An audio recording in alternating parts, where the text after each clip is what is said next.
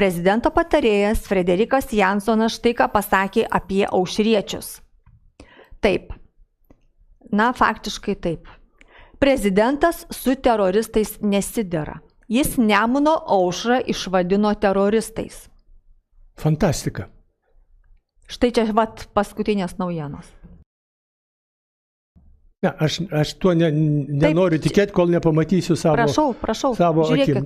Aš tikiu jumis. Taip. Ai va, pavadinime. Taip. Ne, čia, čia barbarizmas, reiškia visiškas. Ir tai rodo, kad jie apimti panikos.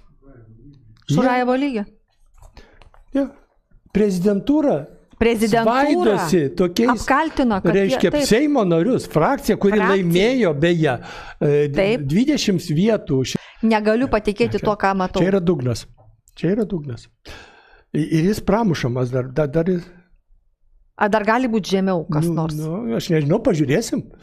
Nes pajėgumai dideli mesti. Aš matau paniką. Jie bijo LRT, kad, reiškia, perims ir tada, jeigu LRT perina į tautos rankas, į mūsų rankas, į tauta. Valstybė yra tauta, tai yra bendruomenė. Bet jie ypač bijo Igničio istorijos. O aš tiesiog vidumi jaučiu, kaip jie bijo Igničio istorijos ir jie gali vadinti, reiškia, normalius politikus, Seimo narius. Teroristais, įsivaizduojate. Prezidentas toj pat, tą pačią minutę turi išeiti ir pasakyti, kad tai nėra mano žodžiai. Iš karto situacija bus geresnė.